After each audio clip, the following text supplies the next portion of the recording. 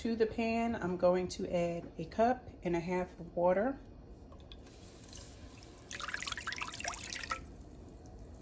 I might have to add another cup. It depends on how things go while I'm boiling. Not boiling, but cooking the tough vegetables first. So now I am placing butternut squash in the pan. I'm going to make enough that this meal will last the people in my household for at least tonight and tomorrow for lunch. So I'm just starting off with some butternut squash. I'm going to cut up 2 white potatoes because I don't want that much starch, because I am going to make a side of rice. Hello and welcome back to another tutorial on simple foods. The simple food or dish of today will be a steamed fish, and it's going to consist of butternut squash, which I took a whole butternut squash and I cubed it, large cubed. I took 2.5 white potatoes and I cubed that, and I took 2 cups of water. I heated up my pan, and I took 2 cups of water, poured it in, and I'm going to cook these until your fork or your knife can go through them, which this is already happening. This shouldn't take no more than maybe 10 minutes to do, especially if you cover it with a lid. The other ingredients are going to be a red, yellow, and green bell pepper. Again, it's always your option to cook with what you like. I've been watching a few videos on steamed fish, so I decided to try it myself because I do like steamed fish. I just never really make it.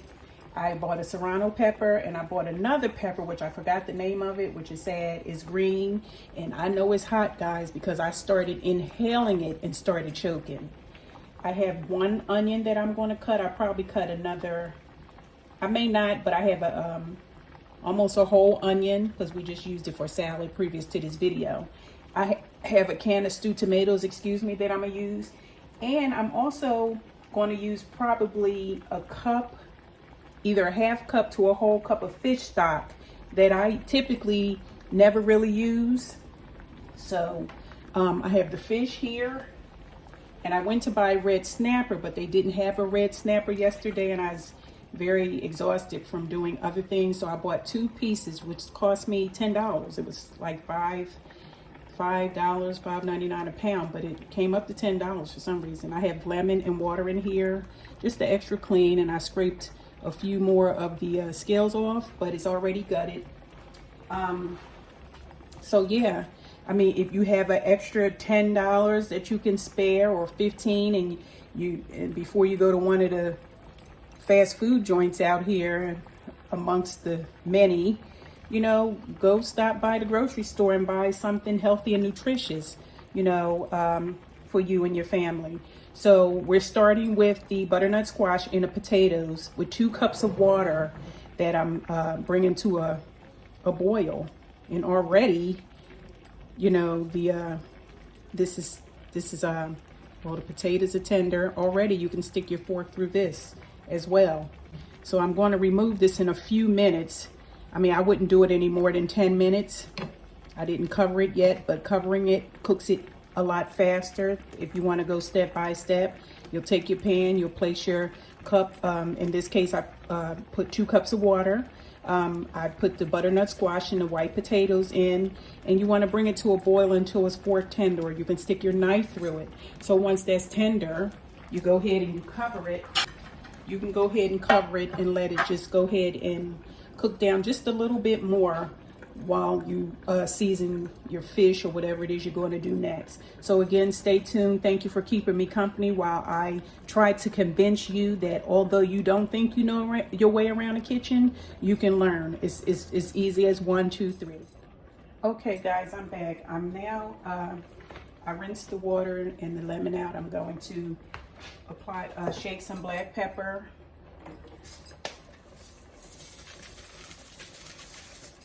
I'm going to use some salt. I'm going to use some Old Bay because that's what I'm used to using.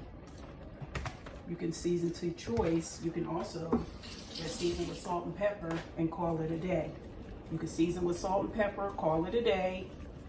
Me, I love different seasonings. So like I said, I'm just sprinkling on some salt, pepper. I used Obey, which is, you don't have to. Salt and pepper really truly is enough, I'm quite sure. But me, I like flavoring. So I'm going to flavor it on up. I'm not going to use too much of anything. I am going to use a little seasoned salt. Just a little. Now I'm going to open up the fish and put some in as well. The same seasons that I put on the outside, I'm going to put inside and rub it in. So again, a little salt, a little pepper, a little seasoned salt, and a little Obey, just because that's who I am. Now I've seen that they're slicing it so that the flavor, you can put some flavor inside the slits as well, which I forgot to do. So I'm just going to slice it on both sides.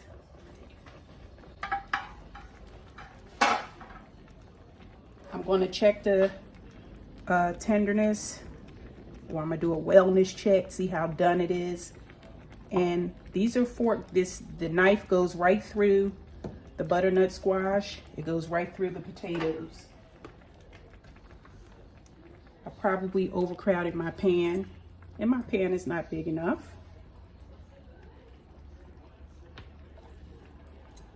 Once it cooks down,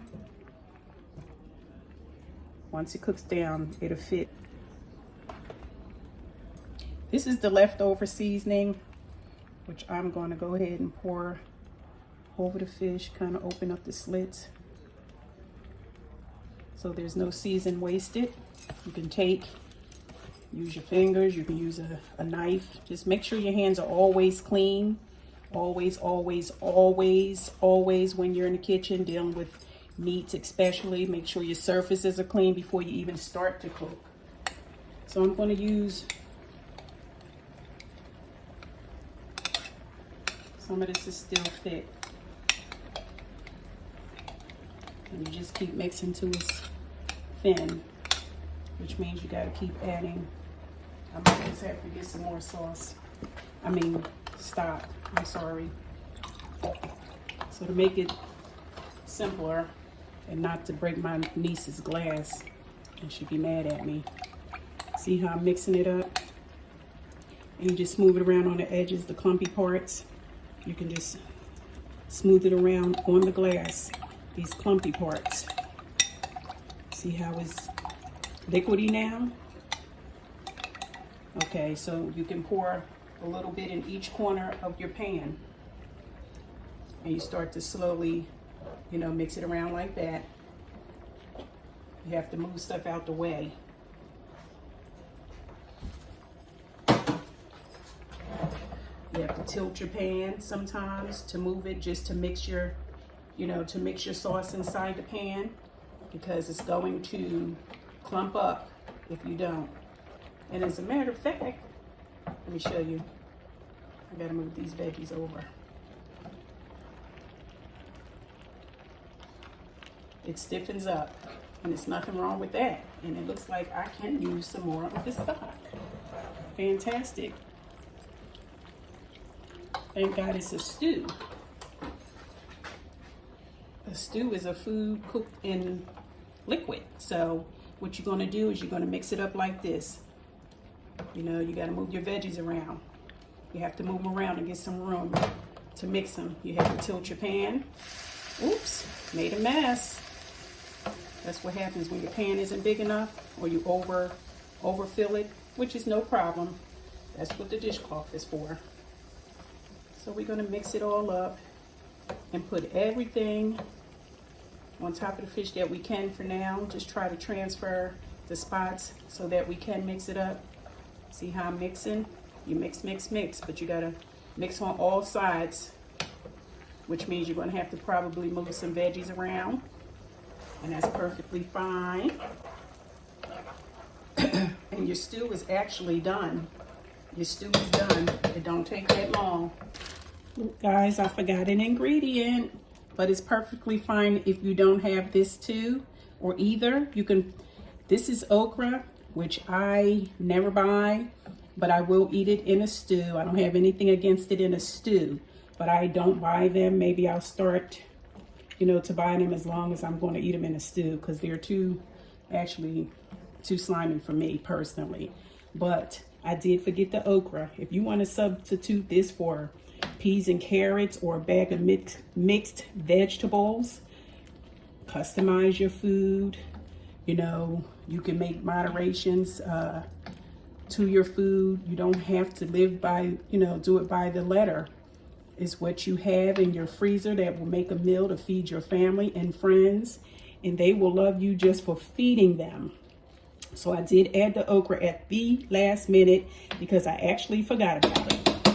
So this is done. It is done. I'm going to let it just go ahead and simmer on a very low flame. That's what simmer is, low flame. So I'm just going to let it simmer for about, now I'm going to put the foil on it also. I'm going to cover this whole thing with the foil and let it simmer for about 5-10 more minutes. That way, you know, my okra will have the opportunity to go ahead and cook the way it's supposed to. See how thick that sauce got? It got thick too. Once you add your flour or your cornstarch, you know, if you don't have cornstarch, everybody doesn't have it in their cabinets. Everybody don't have a use for it. I did put 2 pats of butter on both sides of the pot, this side and that side. It's tight in this little bathtub. I married everybody together in this little tub. They're all having fun, getting along, you know, things of that nature like we like. We like everybody to get along, whether they're in a pan or walking on 2 legs, even your 4-leg friends. I'm being silly. Color equals good health, and you know, if you ask me, and I think my doctor told me, as long as you're eating your veggies properly and you're getting a little bit of exercise, there's really no need to take vitamins. So look at your vitamins as your food. Look at food as your vitamins. The more color, it's got to be healthy. So I'm gonna cover this whole thing with foil. That way his face will be in there and his tail will be whatever. But I'm going to cover it up for about 10 more minutes. I covered my pan with foil while I'm letting it simmer on a very low heat. I'm letting it simmer on a low heat, like I said, for 10 minutes, but I want to just cover it all at the end because the head wasn't in and covered. I want to soften that up. Another thing I forgot to mention was when you do your jasmine rice, after it's done, you take a fork and fluff it, which is what I'm doing now. You take your fork and you can fluff it. And I guess fluffing is to just make it, let it breathe and not turn mushy on you. That's what I'm assuming. Because I've never really done it with Uncle Ben's. But jasmine rice is very good. Between Uncle Ben's and jasmine, it's one of my favorite rices. Jasmine also comes in a brown rice as well. Guys, so I'm back. I am back and I am showing you the end result. I'm just spooning out some of the food and I'm drizzling some of the sauce over my fish and rice.